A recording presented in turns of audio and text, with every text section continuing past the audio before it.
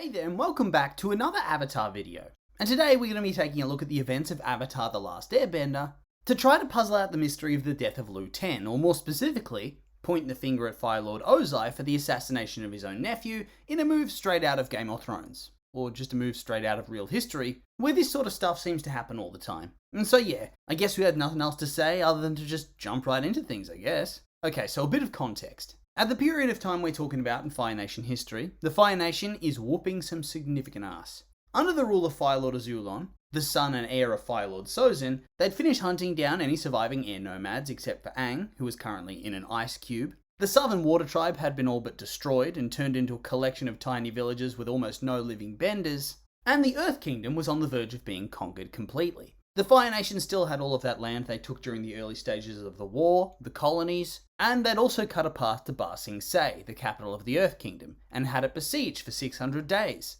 This siege was commanded by Crown Prince Iroh, the heir to Azulon, and his son, Prince Lu Ten, who would follow after him as Fire Lord. The royal family at this time was also further rounded out by Ozai, the second son of Azulon and third in line to the throne, followed by his son Zuko and his daughter Azula. During the course of the show, we learn that Iroh, Zuko's sweet uncle and father figure, had a family of his own, but at some point his wife died, and his son was eventually killed during the siege of Ba Sing Se, which in turn made Iroh call back his army and retreat completely. This in turn sparked Ozai's coup of the throne, first asking his father to name him heir outright, and then having his wife, Ursa, assassinate Azulon in exchange for Zuko's life, because, the old man had ordered Ozai to murder Zuko, his own grandson, because of Ozai's disrespect towards Lu Ten's death and Iroh's pain. Yeah, this family seems very wholesome.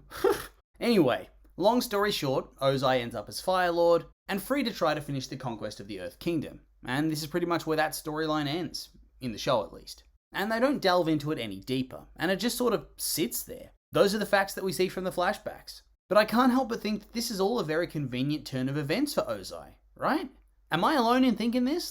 The cards really do fall down perfectly for him here. And so I can't help but think that it's all a little bit suspicious. So this takes me to the events of Lu Ten's death. According to the wiki, he was mortally injured right about the time that Iroh broke through the outer wall of Ba Sing Se, and by the time that Iroh heard about it, he died. And then the whole Ozai thing happens and suddenly we have a new Fire Lord. And like I said, the timing of all of this, it's pretty convenient.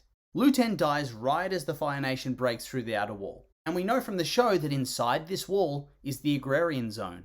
This is where the city grows all of its food and supplies itself. So if the Fire Nation claims that or burns that, if they're able to occupy that and just sit outside the inner walls with their invading army, sooner or later, Ba Sing Se is going to starve. And as they're cut off from reinforcements, eventually they'll have no choice but to surrender. And after all of this, Iroh would be the almighty hero of the people. And I guarantee there'd be no chance that anybody would accept Ozai as their ruler after that. They'd want the glorious hero of Ba Sing Se, the conqueror of the Earth Kingdom, the Dragon of the West. Dude would have been a legend, and by the time that Aang actually woke up, would have been too late. Earth Kingdom would have been completely subjugated. And even if Iroh decided he wanted peace and harmony afterwards, it's not like he could exactly give the land back. He was a much different man beforehand anyway. He's still the character we know and love, but likely with a bit more of an edge to him and a belief in Fire Nation supremacy.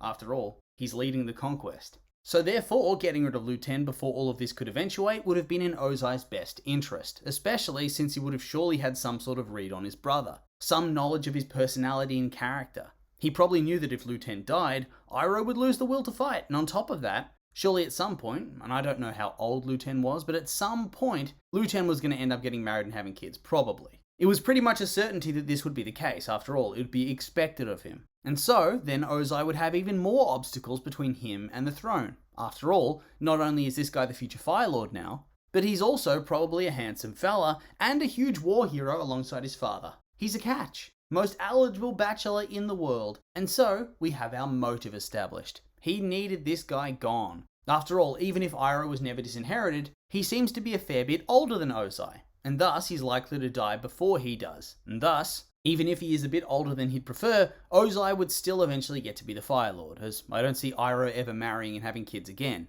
So yeah, he still needs him gone. And he needs him gone before he returns home as the future heir and a war hero. Because realistically, the dude would be untouchable from that point onwards. On top of that, having him die in battle makes it much harder for it to be ever pinned back on Ozai, whilst if he was randomly assassinated back at home, it becomes more suspicious and worthy of investigation. And so we have a motive, but what else is there? Would Ozai be the type to send an assassin to whack his nephew? Yes. I mean shit, he tries to have Iroh and Zuko whacked, doesn't he? And he openly scars Zuko for life when he was a teenager in a duel for speaking out. And he was also just going to straight up kill him when he was ordered to by his father. And he also tried to straight up kill him during the Day of Black Sun. His own child. And he was just going to kill him, no questions asked. No hesitation. Is this the type of person that would have any sort of sentimentality towards his nephew? Doubtful. Hell, even his chosen one daughter is far more a pawn to him than actually a child. If she ever stepped out of line as well, you can guarantee she would have found herself face down in a back alleyway. And so now, we know that he probably is the type of character that would orchestrate this type of event. And you don't need a huge army to make it happen. Just a network of ambitious social climbers that would benefit from Fire Lord Ozai instead of Fire Lord Iroh. But this moves us into the how. And then there's also the question of, doesn't it make more sense if Lu Ten just died? I guess, but in the world of Avatar, the majority of our named hero characters are a cut above the average bender. It takes quite a lot to bring them down. There are exceptions, of course, but you'd have to think that Lu Ten would probably be amongst the best firebenders alive, right? I mean, I'm operating under the assumption that he was, in fact, a bender as well. But yeah, Iroh's son, he would have been trained by Iroh, who's one of the most skilled benders in the show.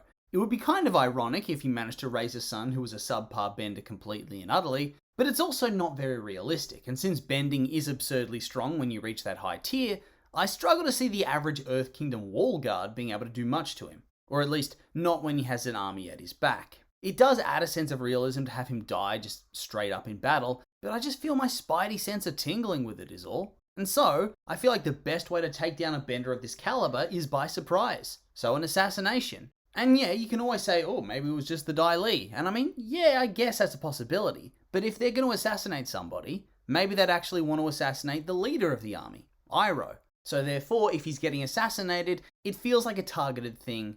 And it makes the most sense if it's from the Fire Nation itself. So a Fire Nation soldier, they could get him, drug him to make him weak in battle, chi block him, just straight up abandon him amongst the enemy. Hell, they could even use a conventional weapon. The list goes on. There are so many ways for him to end up dead on Ozai's orders that would simply make it look like he died in battle or got whacked by an Earth Kingdom soldier. And so, yeah, the more I think about it, the more I kind of become certain that this is potentially what happened. I mean, maybe the creators don't intend you to read into it this far, but tough. I have. And this is what I believe.